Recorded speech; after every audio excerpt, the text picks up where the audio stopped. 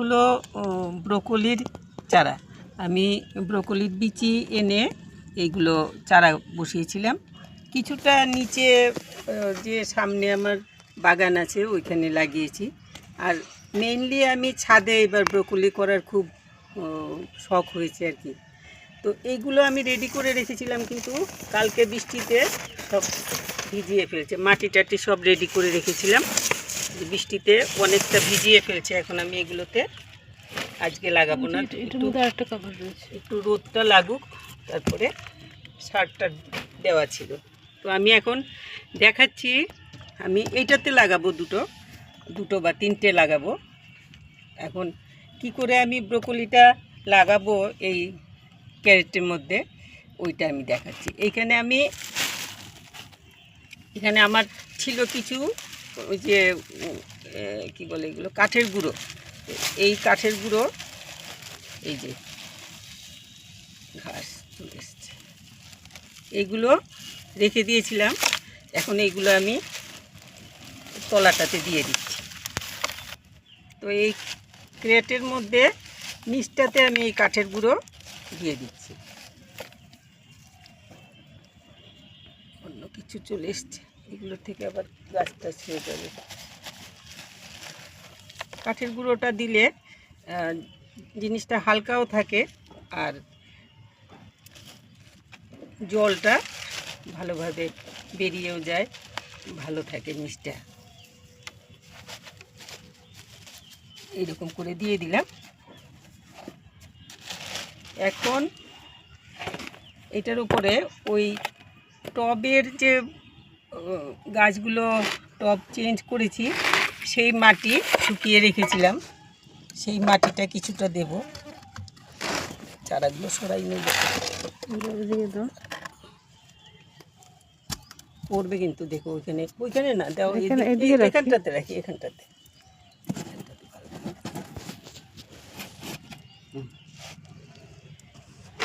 এই টবের মাটিগুলো রোদে শুকিয়েছিলাম, ওই যে কালকে বৃষ্টি হয়েছে, কিছুটা ভিজেছে কিছুটা শুকনো আছে, তবু এইটাই দেবো এখন।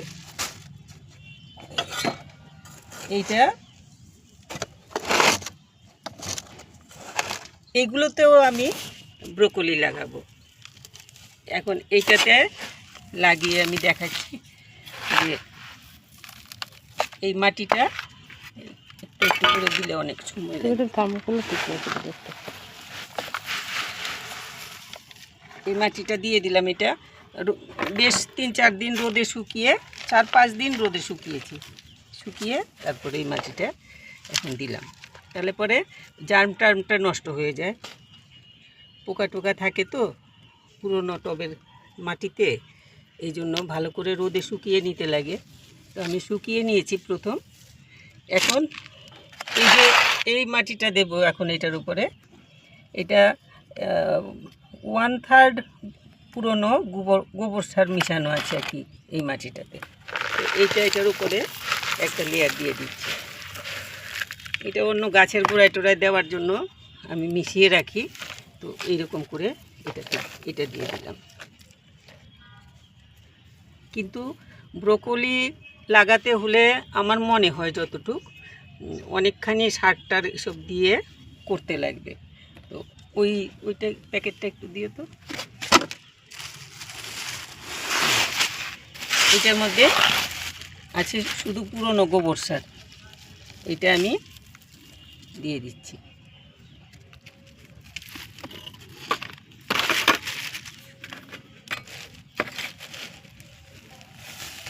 এটা দেব কিছুটা, এটা বেশি লাগবে না, কারণ ওই মাটিটা পরে যেই মাটিটা দিলাম এটাতে 1/3 গোবর সার মিশানোই আছে, আর এটাতে অল্প করে দিয়ে দিলাম, আর একটু ওপরটাতে অল্প করে দিয়ে দিলাম।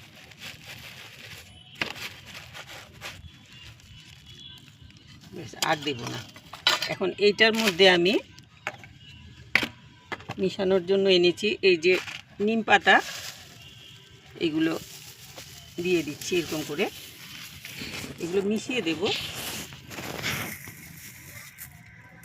আর এটা হলো ডিমের খোসা, এটাও দিয়ে দিচ্ছি।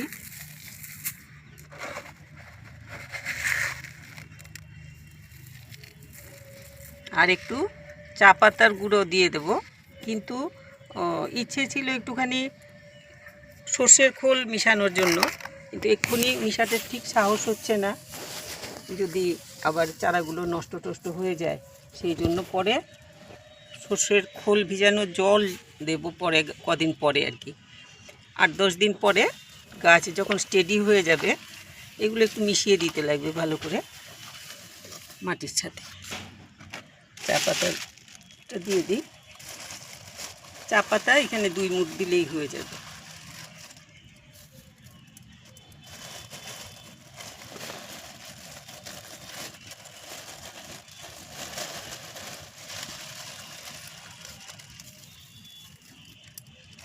একটু চা পাতা দিয়ে দিলাম।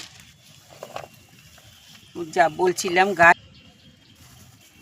বলছিলাম গাছ যখন স্টেডি হয়ে যাবে তখন এই 10-15 দিন পরে আমি একটুখানি ওই হালকা করে একদম সর্ষের খোলের জল দিয়ে দেব। আমি কাউকে করতে দেখিনি এগুলো, আমার যতটুকু আইডিয়া হয় ওই অনুযায়ী আমি করছি আর কি। তো হয়ে গেছে। এখন আমার মনে হয় এরকম করে 3টে লাগালে পরে তাই বেশি হয়ে যাবে। এগুলো গাছ তো বড় বড় হয়, তবু হ্যাঁ এইখানে 3টেই লাগাবো, বেশি লাগাবো না।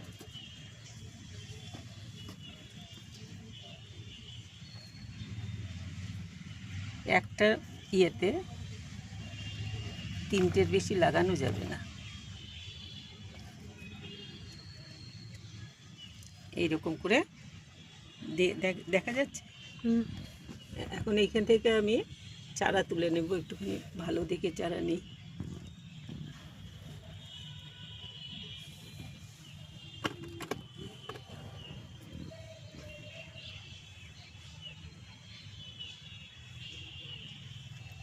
এই যে চারা, ভালো চারা হয়েছে, হাতা হয়ে গেছে বড়।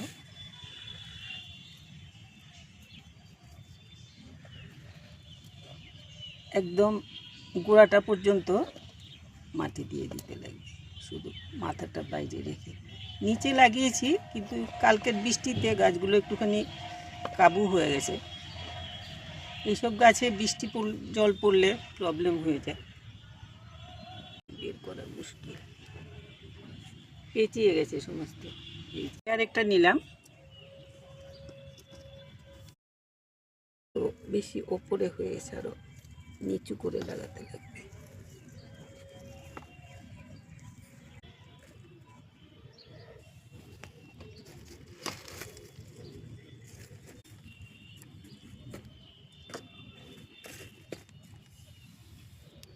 আরেকটা চারা লাগিয়ে দিই। উঠে গেছে চারা, দেখতে পাচ্ছি না। এই যে এই আরেকটা চারা নিলাম, এখানে লাগিয়ে দিই। এখানটাতে লাগালাম। এখন গাছগুলো বড় হলে 3টে এটার মধ্যে হয় মুশকিল, জায়গা বেশি দিতে লাগে এগুলোকে। ফুলকপি গাছ যেমন হয় তেমনই তো এগুলো গাছগুলো হয়।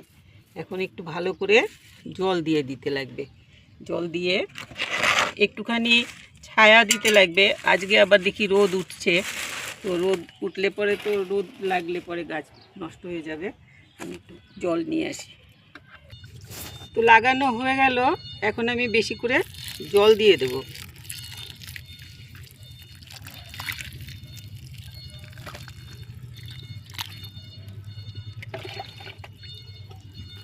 মাটিটা একদম ভিজিয়ে জল দিয়ে দেব।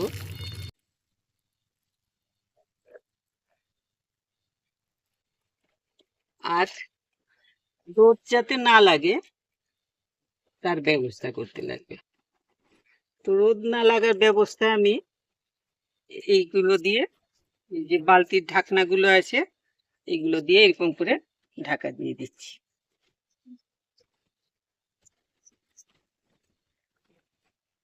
ব্যাস, এইরকম করে ঢাকা দিয়ে দেব। আমি আর একটু বলে নিই। এখন এই যে গাছগুলো এগুলোতে যাতে পোকামাকড়ের উপদ্রব না হয় সেই জন্য আমি নিম পাতা গুঁড়ো করা যে এগুলো দিয়েছি। কিন্তু আপনারা ইচ্ছে করলে এটা এরকম রাখলেও হবে, বাতাস তো সব দিকেই ঢুকতে পারছে। আপনারা ইচ্ছে করলে এটাতে ইয়ে করতে পারেন,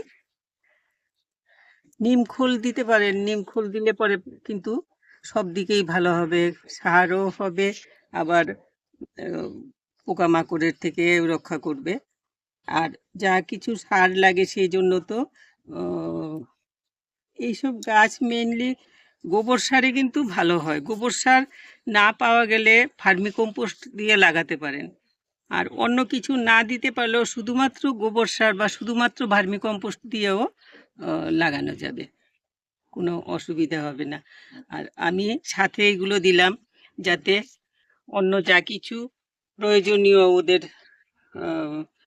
কি বলে খাদ্য সবটাই পায়। আমি এখন ভাবছি প্লাস্টিকের এইগুলো গরম হয়ে যাবে, এটার উপরে বস্তা ভিজিয়ে দিয়ে রাখবো যাতে এটা ঠান্ডা থাকে। রোদটা অনেক কড়া হয়ে গেছে, তো আমার এখানে বস্তা আছে, এটা আমি একটু জল দিয়ে ভিজিয়ে দিয়ে দেবো। এরকম করে দিয়ে রাখলে একটুখানি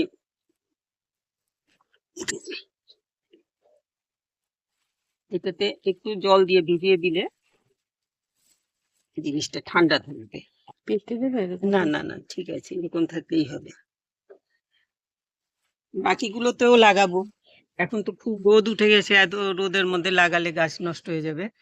আর ব্রোকলি তারপর কি অবস্থায় আসে বড় হলে পরে নিশ্চয়ই দেখাবো আপনাদেরকে। এখন শীতে আমরা যেমন ফুল করি তেমন শীতের কিছু সবজি না করলে পরে মনটা ঠিক ভালো লাগে না।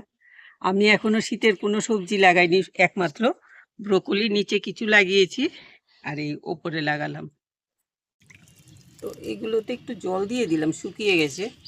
চারা অনেক রয়েছে, আমি এত চারা তো লাগাতে পারবো না। একজন দুজন অবশ্য বলছে নেবে চারা, যাদের লাগে আমি চারা দিতে পারবো, অনেক চারা। আরও আমার চারা এরকম ছোট গ্লাসে সেট করা আছে চারা, সুন্দর করে বাড়ি নিয়ে লাগিয়ে দিতে পারবে, এরকম ভালো করে রাখা আছে চারা। তো আপনারা করতে পারেন ব্রোকলি। এমনি গতানুগতিক যেগুলো আমরা রেগুলার করি, শীতের সবজি, টমেটো, আলু, বিন, এই সমস্ত জিনিস তো আমরা রেগুলার করি। কিন্তু এগুলো যদি হয় তাহলে পরে রেগুলারের থেকে একটু বাইরে হলো ভালো লাগবে নিজেদের কাছে। আর আমাদের এখানে ব্রোকলি যে পুরো শীত পাওয়া যায় তা না আর কি। একজন দুজন কৃষক হয়তো করে, ওরা নিয়ে আসে, তো আমরা সব সময় ব্রোকলিটা কিনতে পাই না। তো এই জন্য আমাদের এইখানে ব্রোকলি করলে পরে ব্রোকলির নিজেরা সব সময় খাওয়া যাবে। তো এই ছিল আজকের কি বলে ব্রোকলি লাগালাম কেমন করে এটা দেখালাম। আর কদিন পর পর যেমন 15 দিন পর যখন গাছ একটু সতেজ হবে তখন একটুখানি হালকা করে একটু কীটনাশক কিছু দিতে লাগবে। যারা অর্গানিক ইউজ করেন অর্গানিক, যারা ইনঅর্গানিক ইউজ করেন ইনঅর্গানিক, কিন্তু হালকা করে, তখন একটু বেশি কড়া করে দিলে হবে না, কারণ গাছ খুব একদম বেশি নরম এগুলো, তো একটু বেশি কড়া করে দিলে পরে গাছ নষ্ট হয়ে যেতে পারে। এই জন্য খুব হালকা করে দেবেন। আর অন্তত পক্ষে 15 দিন পর পর এইগুলোতে কীটনাশক দিতে লাগবে। যে যেই কীটনাশক ইউজ করেন সেইটাই হালকা করে হলেও কিন্তু 15 দিন পর পর সকালবেলা দিলে সবচাইতে ভালো হবে, সকালবেলা বা সন্ধ্যের একটাতে আর কি। কেননা ওই যে ফুলকপি জাতীয় গাছ তো এটা, এই ফুলকপিতে খুব বেশি এমনিতেই আমি দেখেছি যে এগুলোতে খুব বেশি পোকা হয়। অল্প স্বল্প যা আমার সামনের বাগানটাতে করা হয় অনেক সময়, ওই ওই ফুলকপি গাছে খুব পোকার উপদ্রব হয় নানান রকম। সেই জন্য 15 দিন পর পর একটুখানি কীটনাশক স্প্রে করে দিতে লাগবে, আর একটু লক্ষ্য রাখতে লাগবে গাছের। তারপর তো মাটি দিতে লাগবে, সার দিতে লাগবে গোড়াতে, ওইগুলো পরে যখন গাছ বড় হবে তখন আমি করব, আমি দেখাবো। আপনারা যদি লাগান তাহলে পরে বোধহয় আপনাদের কিছু সাহায্য হবে। কারণ আমি এগুলো করছি, আমার বাসায় ফুলকপি গাছ করা হয়েছে কয়েকবার, সেই জন্য সেটার যে আইডিয়া, ওই আইডিয়ার থেকে আমি ব্রোকলিটা করছি। একই টাইপের গাছ, সেই জন্য মনে হয় এরকমভাবে হবে ভালো। আর ওই মধ্যে মধ্যে একটুখানি তরল সার যেগুলোকে বলে সেইগুলো দিতে লাগবে। তো এই ছিল আজকে আমার ব্রোকলি লাগানো। মাটি কি করে সেট করলাম, বক্সের মধ্যে মাটি সেট করলাম, তারপর লাগালাম। আর ছায়া দিয়ে রাখতে লাগবে। এই যে আমি ছায়াটা দিলাম, ছায়া দিয়ে সন্ধ্যের সময় কিন্তু এই কাভারগুলো খুলে দিতে লাগবে। খোলা আকাশের যে বাইরের খোলা হাওয়া, ওইটা পেতে লাগবে। তো সন্ধ্যের আগটাতে যখন রোদের তাপটা কমে যাবে বিকেলবেলা, তখন এই কাভারগুলো খুলে দিতে লাগবে, আবার সকালবেলা ঢাকা দিয়ে দিতে লাগবে। এরকম করে অন্তত পক্ষে 4 থেকে 5 দিন করতে লাগবে, তাহলে গাছ একদম ঠিকঠাক হয়ে ভালোভাবে হয়ে যাবে। তো আরেকটা ব্যাপার হলো, আগামী রোববারে আমি ইচ্ছে আছে অর্কিড নিয়ে লাইভে আসার। তো আপনাদের অর্কিড নিয়ে যদি না আসি তাহলে পরে অন্য কিছু একটা, যা ভালো কিছু একটা নিয়ে আসব লাইভে। তো আপনাদের কাছে অনুরোধ রইল, আপনারা আমার সাথে যোগাযোগ করবেন। যা কিছু জানার বা বলার থাকে তখন আমার সাথে কথা বলতে পারবে।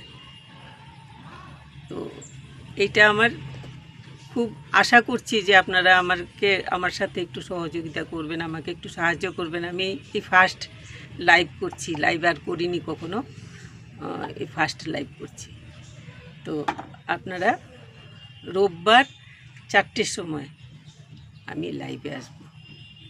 আপনারা কিন্তু অনুরোধ রইল সবার কাছে, আপনারা যোগাযোগ করবেন। লাইভে যখন থাকব তখন একটু যোগাযোগ করবেন।